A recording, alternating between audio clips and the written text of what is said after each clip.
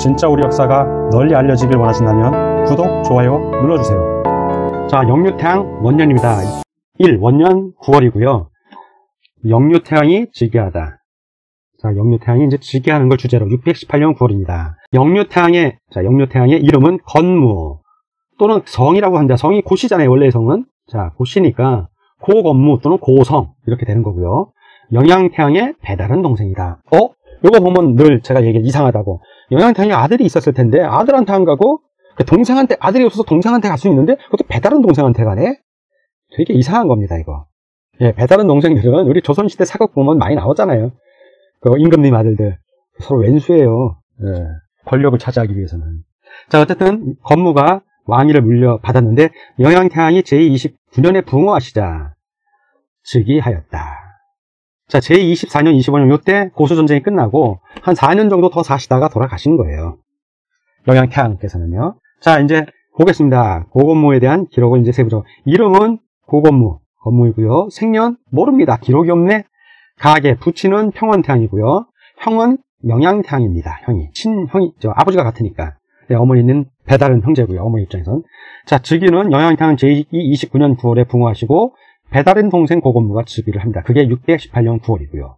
자, 이 618년에 수나라가 망하고 당나라가 건국이 된 해입니다. 자, 그러면 이 영유태양 즉위 전후에 고구려 조정은 어땠는지. 자, 영유태양 즉위 전후 고구려 조정. 이 글씨가 그 자줏빛이거든요. 검정색들은 삼국사기 원본. 자줏빛은 이용훈 박사의 찐 삼국사에서 생각하는 유추한 내용들입니다. 이 내용 중에 독창적인 거는 이용훈 박사의 찐 삼국사가 저작권을 갖고 있는 내용들이죠. 자, 영유태양 즉위 전후 고구려 조정 상황입니다. 이거는 그 어느 학자도 주장한 적이 없어요. 이건 제가 연구해 보니까 앞뒤로 연구해 볼 때 이렇게 돼야만 뒤에 역사가 설명이 돼요. 그래서 결론을 내렸던 부분입니다. 자, 영양태양 제24년 3차 고수전쟁 이후 고구려 조정은 주전파는 이 주가 주장할 때 할 때 주고 전은 이 싸울 전자입니다. 싸울 전. 파는 이파 저파할 때 분류한다는 뜻이죠. 주전. 싸우겠다는 거예요. 싸움을 주장하는 파고요. 주하파는 주장을 하는데 화평을 주장하겠다는 거예요. 이건 파. 자, 그러면 주전파하고 주하파는 내용이 다르잖아요. 한쪽은 싸우자. 그리고 끝까지 뿌리채 뽑아버리자. 저거의 본진에 들어가서 그 본토를 뿌리 뽑아버리자. 그렇게 평화를 만들자는 거고요. 주하파는 현상 유지하면서 서로 살 길을 도모하자는 파입니다. 자, 그럼 이 주전파는 누구냐? 영양태양, 을지문더, 연태조, 동부대인이고요. 영대조문의 아버지입니다. 이런 분들. 동부를 왜 강조를 하냐면 동부는 고구려 동천태양 시절, 아마 12대로 제가 알고 있는데 동천태양 시절 고위 전쟁에서 후퇴하던 동천태양을 끝까지 호위하고 역전의 발판을 마련한 군인들이 동부의 군인들이에요.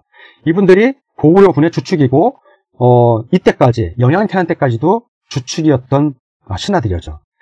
그 동천태양 시절에 그 동천태양이 전쟁에 져서 밀려 내려갈 때 밀우, 유 이분들이 동부의 군인들이에요.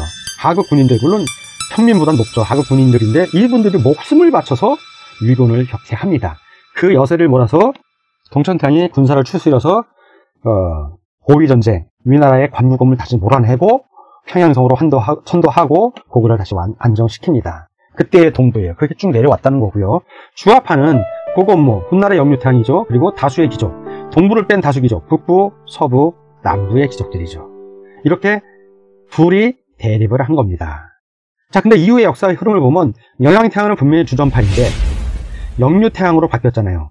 그 얘기는 주하파란 말이에요. 주전파에서 주하파로 바뀔 수가 없습니다. 평상시대로라면 주전파의 후계자가 임금이 되죠. 영양태양의 아들이라든가 동생 중에서도 영양태양과 뜻을 같이 하는 동생이 왕이 돼야 되는데 영양태양, 주전파하고는 전혀 뜻이 다른 주전파의 대표인 고건무가 왕이 됐다는 얘기는 그 사이에 주하파가 군사 쿠데타를 한 겁니다. 군사 정변을 일으킨 거죠. 그래서 주전파, 영양태양을 실각시키고 죽이진 않습니다. 죽였다가 역풍이 부니까 영양태양을 폐위시키고 임금이 겉으로는 활동을 하는 것처럼 보여도 임금으로서 정치를 못하게 감금하는 거죠. 폐위시키고 비공식적으로. 그리고 고수전쟁의 영웅이었던 을지문덕이라든가 동부의 군인들, 이런 사람들을 제거한 거죠. 차마 죽일 수 없는 사람들은 폐위시키는 거고요. 죽일 수 있는 사람들은 다 죽여버리는 겁니다. 왜? 그들을 살려두면 역부태다가 나서 본인들이 죽으니까. 그리고 나서 이건 기록은 없습니다. 전후 사정으로 봤을 때 이렇게 유치가 되는 게 합리적이에요. 그래서 제가 이렇게 주장하는 거고요. 이후 영유태양이 물려받아요. 태양의 자리를 주합하죠. 오늘 얘기가 중요한데 얘는 당나라하고 무지하게 화친 정책을 합니다. 실계를 빼줄 정도로. 그리고 영유태양 29년 거의 30년쯤 후에 영계소문이 영유태양 25년인가? 잠깐만요. 네, 영유태양 25년에 영유태양이 돌아가십니다. 그러면 3차 고조선제 24년부터 그리고부터 29년이니까 한 6년, 그리고 영유태양 25년, 대략 합쳐서 한 30년쯤 됩니다. 그 30년의 기간 동안 주화파가 득세한 거예요. 자, 영유태양이 죽을 때, 죽고 나서 보장왕이 들어오는데 자연사한 게 아니라 연계소문이 죽입니다. 연계소문은 주전파고요. 동부의 대인이에요. 자, 동부 대인 주전파죠. 군사 정변을 일으킵니다. 군사 정변을 일으켜서 대신들 100명을 죽여요. 100여 명을. 그리고 왕이 있는 곳으로 가서, 왕궁으로 가서 영유태양을 토막내 죽입니다. 그리고 도랑에 버려요. 얼마나 한이 맺혔으면 그랬겠습니까? 그 원인이 안 나오니까 우리가 볼 땐 영계소문이 무섭고 폐륜이고 아주 악독하고 이렇게만 보이는 거야.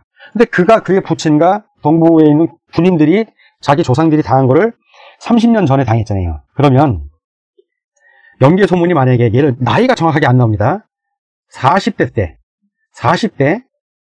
군사 쿠데타, 군사 정변을 했다면 주화파가 군사 쿠데타를 할 때 영계소문은 10대의 나이입니다. 이 당시 10대면 요즘으로 20대쯤 되는 정신 연령을 갖고 있습니다. 왜? 16세면 성년들이에요. 다 16세면 군역에 오면 군대 가야 되고요. 세금도 납부해야 돼요. 이때 10대면 지금의 20대 중반이 되는 거라고요. 정신 연령이. 그러니까 10대 때 아버지가 실각하고 동부의 군인들이 군사 정변으로 처참하게 죽어나가고 본인도 목숨이 위험하고, 그래서 영계소문이 피신했을 수도 있습니다. 수나라 땅도 오히려 적진으로 신분을 속이고, 그리고 이제 나이 40대가 돼서 자기 아버지의 뒤를 잇는 거예요. 그렇게 자기의 그 분노감, 수치심, 간슬게 다 빼고 굴욕적으로 동부 대인의 지위를 물려받습니다. 그런 기록이 나와요. 왜? 개소문전에. 이게 어디 나오면 삼국사인데 기자를 일본 애들이 붙었어 그랬잖아요. 삼국사기. 이게 50권입니다. 앞에 신라 본기가 나오죠. 이게 12권. 고구려 본기가 10권. 백제 본기가 6권. 이렇게 나옵니다. 그리고 연표가 있죠. 연표가 3권. 잡지라고 해서 뭐 이제 지리라든가 이런 거. 그 다음에 마지막에 열전이 나옵니다. 열전이 10권입니다. 자, 그럼 이게 다 50권 맞잖아요. 이게 열전에 나오는 내용인데 삼국사기로는 41권부터 50권이 되는 거예요. 그래서 삼국사기 49권이고요. 삼국사기 전체로 볼 때는 49권이고요. 열전으로 볼 때는 9권, 9권에 있는 거예요. 그 9권에 두 번째에 개소문전이 나와요. 개소문에 대한 열전이 나와요. 개소문전. 성문 빼고 개소문이라고 나옵니다.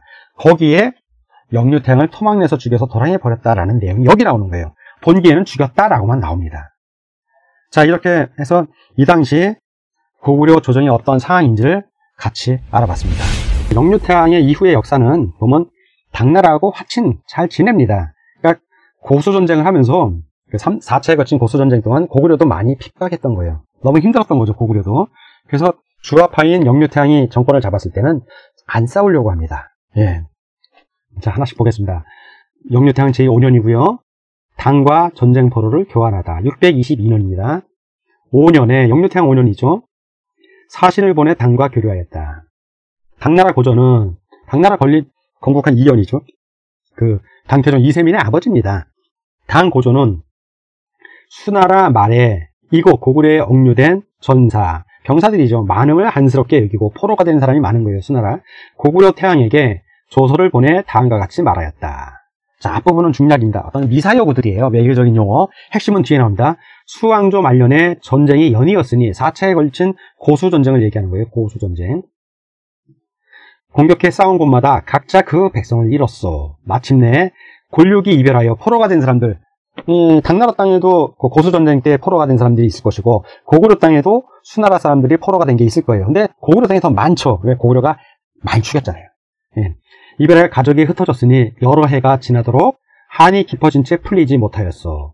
지금 두 나라가 서로 화친하였고 의리에 의심함이 없어졌으니 이제 고수전쟁 끝난 지 한 10년쯤 지난 거예요. 이곳 당에 있는 고구려인들은 이미 찾아 모으도록 하였고 고구려 포로들을 모아놔서 돌려보내려고 곧 돌려보낼 것이요. 그곳에 고구려에도 우리의 당나라의 국인, 그 당시엔 수나라이죠. 수나라 사람들이 있으니 태왕께서는 놓아 보내시어 백성들을 어루만지고 기르는 방책에 힘을 다하여 함께 인서 어짐과 용서 좀 어질게 용서를 좀 해주십시오의 도리를 넓히면 좋겠소. 서로 포로를 맞교환합시다. 이제 평화로운 시기니 이렇게 보낸 거예요. 이에 영유태왕이 모든 화인, 사실 화인이라고 했지만 정확하게는 화인이 아닙니다. 기록은 화인이라고 나오는데 이거 선비족이에요. 선비족. 선비족들이 화족한 거지 화인은 아닙니다. 근데 마치 화인인 것처럼 기록을 남겼어요. 이건 후대에 조작 가능성이 의심스럽습니다. 조작 가능성이 무척 높죠. 자, 화인을 찾아 모아서 당에 보냈으니 그 수가 만여 명에 달하였다. 당 고조가 크게 기뻐하였다. 이게 고구려하고 당이 서로 포로를 교환하였다는 얘기고, 지금 이 내용을 보면 누가 요청해요? 예, 당이 요청한 겁니다. 당이. 자, 당이, 지도를 보세요. 당이 이 고구려에 요청한 거예요. 요청. 뭘 요청? 포로 교환.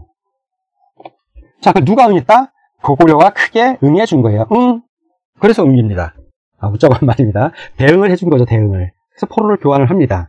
그러면 말로는 당나라가 황제인 것처럼 기록은 돼 있지만 누가 위에요, 외교상? 고구려가 위죠. 네. 고구려가 받은 포로, 고구려 포로는 몇 명 안 되니까 숫자도 안 나와. 근데 고구려에서 당으로 보낸 수나라 그 포로들은 10,000명이 넘어. 그러면 수나라를 이어받은 당이 굽신거린 거죠. 거꾸로 표현해놨어. 당이 요구하니까 고구려가 들어준 것은 아니, 당이 부탁을 한 거고 고구려도 평화롭게 지내야 되니까 당의 요구를 들어준 거예요. 즉 당이 신하라고 자청한 게 다분히 드러나는 대목입니다. 해석을 하니까 그래요. 해석을 하니까. 이용원 박사의 찐삼국사에서는 오히려 고구려가 더 상국이었다. 내용을 보니까 그런 거예요. 영유태왕은 7년 2월 당의 채공을 받고 도덕경 강의를 듣다. 보겠습니다. 7년 2월에 당 고조가 형부상서, 당나라의 벼슬 이름이에요. 상서면 조선시대 때 판서, 지금은 장관을 얘기해요. 장관을. 심수관을 보내 태왕을 채공하고 외교적으로 서로 국교를 맺었다는 얘기예요. 상주국 요동군공, 상주국이고 요동군의 주인이시고, 공이라는 거는 제후를 얘기해요. 왕. 주인이시고 고구려국의 왕위로 모십니다. 3고 도사에게 명하여, 도사는 도교의 도사입니다. 천존상가, 하늘을 다스리는 신을 얘기하죠. 도법, 도교의 법인, 도법을 가지고 가서 우리 고구려를 위하여 노자를 강의하게 하였다. 노자 도덕경이라고 하죠. 네, 이제 노자가 쓴 게 도덕경이어서 노자 도덕경. 그래서 노장 사상에 대해서 강의를 한 거죠. 노자. 태왕과 국인이 이를 들었다. 당이 그런 게 있으니 들어보는 거예요. 직전에 5년이죠. 5년에는 영유태왕 5년에는 포로를 교환했고요. 2년 지나 7년에는 도덕경도 이제 당나라의 도덕경을 이제 들어주는 거예요, 한번. 자, 그래서 이 내용을 보면 영유태왕이 당과 화친 정책을 펼쳤다는 거예요. 그래서 서로 교류하고 있음을 보여줍니다. 당도 지금 전쟁할 여력이 없는 거예요, 고구려하고는. 자, 이때 백제본기를 보겠습니다. 백제본기 무왕 25년 10월입니다. 신라의 속함성 등을 공격하여 함락시키다. 자, 무왕 25년 겨울 10월에 신라의 속함, 앵잠, 기잠, 봉잠, 기현, 용책 등 육성을 공격하여 빼앗았다. 이렇게 나옵니다. 어딘지를 모르겠네? 이걸 다 구글 지도 들어가세요. 이걸 단어 하나 다 검색했는데 뜨질 않더라고요. 그런 해당되는 지명이 없대요. 자, 그런 지명들이 안 나온다는 얘기는 뭡니까? 지명이 다 바뀐 거죠. 통일신라, 고려, 조선을 명나라를 거치면서 이러한 지명들이 없어지거나 다른 의미로 바뀐 거예요. 역사적인 상상력을 발휘하는 게 좋아요. 왜? 백제가 그 산동반도 지역에서 백제 귀족들, 왕족들의 무덤이 요즘 발견됩니다. 발견했는데 언제 산동반도로 진출했는지 몰라요. 단 무왕산이 있는 걸로 봐서는, 자, 지도를 확대하겠습니다. 자, 여기 무왕산 보입니까, 여러분들? 예, 무왕산, 여기를 얘기해요. 무왕산이 있는 걸로 봐서는 백제 무왕이 여기를 점령했던 거고요. 무왕산이 있는 걸로 봐서는 백제 무왕이 주로 이쪽 산동반도 쪽으로 많이 진출해서 공격했음을 알고 있어요. 그러면 지금 공격한 지역도 남아있는 산동반도로 우리가 유추할 수 있습니다. 그래서 저는 이 6개의 성을 함락한 게 나머지 점령하지 못한 산동반도 이곳을 점령한 것으로 유추합니다. 무왕이 자, 백제무왕이 산동반도 지역을 점령한 것으로 보입니다. 이용원 박사의 진상구서는 그렇게 본다는 거예요. 자, 영유태양 8년입니다. 자, 이 8년, 영유태양 8년. 자, 영유태양 8년이 됐을 때, 자, 이때 지도를 한번 보세요. 지도를 보면 무왕산 우측을 백제 땅으로 제가 표기해 놨습니다. 백제 땅. 자, 이렇게 고구려 백제 신라. 그러니까 신라는 백제하고 계속 싸우고 있어요. 자, 국제 정세를 보면, 자, 백제하고 신라는 적대적으로 계속 싸우고 있어요. 그러면 여러분이 지금 백제의 무왕이야. 한번 생각을 해보세요. 고구려하고 잘 지내야 될까요? 안 될까요? 그쵸. 신라를 계속 공격을 하려면 후방이 튼튼해야 돼. 고구려하고는, 자, 이 고구려하고 백제는 서로 이렇게 화친을 하는 겁니다. 왔다 갔다 한다는 얘기죠. 왔다 갔다. 화친했다는 뜻이에요. 자, 동골뱅이를 표시하고요. 백제하고 신라는 서로 적대죠. X로 표시해보겠습니다. 자, 그럼 백제하고 당은 또 어떨까요? 싸우면 안 되죠. 후방이 어지러우면 신라를 공격을 못 하잖아요. 백제 입장에서는. 서로 왔다 갔다 교류를 한다는 얘기입니다. 자, 당하고 고구려의 관계는 어떤가요? 서로 왔다 갔다 합니다. 아직 신라하고의 관계는, 신라는 멀리 있지만 당하고 교류하겠죠. 자, 어떻게 하는지 모르지만 할 겁니다. 그러면, 자, 저건 멀리 있지만 멀리 있는 적은 직접 싸울 일이 있기 때문에 사이가 좋습니다. 자, 지금 사이가 안 좋은 건 어디다? 백제와 신라 둘이 사이가 안 좋은 겁니다. 자, 그러면 백제하고 고구려가 사이가 좋다는 얘기는 신라 입장에서는 고구려하고 사이가 좋을까요? 나쁠까요? 유추해보세요. 사이를 좋게 지내야 되는데, 보세요. 신라의 영토가 지금 동신라가 있잖아요. 여기 동신라. 자, 이 동신라 국경 누구랑 접하고 있다? 고구려하고 접하고 있잖아요. 그러면 이 둘은 사이가 나쁘죠. X로 표시하겠습니다. 그럼 결국 고구려하고 신라의 사이도 나쁜 겁니다. 자, 그러면 고백 동맹인 거고요. 그리고 신당은 아직 그런 동맹은 아니에요. 왜? 당나라가 누구하고라도 지금 다 잘 지내야 돼. 이유가 있죠. 당나라 지금 이 서쪽 땅에서 계속 공격이 들어옵니다. 이거 막기 바빠요. 지금 당나라는. 이쪽 서쪽에서 오는 이민족들 싸움. 그래서 고구려와 백제 신라하고는 잘 지내야 돼요. 동쪽하고는. 서쪽을 쳐들어오는 적들이 많기 때문에. 자, 이렇게 간단하게 이 당시 국제 정세를 좀 봤습니다. 자, 그럼 영유태양 8년 내용 보겠습니다. 영유태양 8년. 당의 불교와 도교의 가르침을 구하다. 영유태양 8년에 태왕이 사람을 당에 보내, 사신을 보낸 거죠. 뭐 스님도 보낼 수 있고요. 불교, 도교의 교법을 배우기를 요구하니 당 고조가 이를 허락하였다. 마치 당나라가 위인 것처럼 그러는데, 자, 아까 영유태양 5년 때 호로 교환할 때 누가 위라고 그랬어요? 고구려가 위죠. 영유태양이 사신 보내서 니네 불교하고 도교를 많이 연구했다는데 우리 사람들한테 좀 가르쳐주지? 라고 하니까 당고조가 아주 기쁘게 허락한 거야. 이렇게 해석도 가능합니다. 이 내용.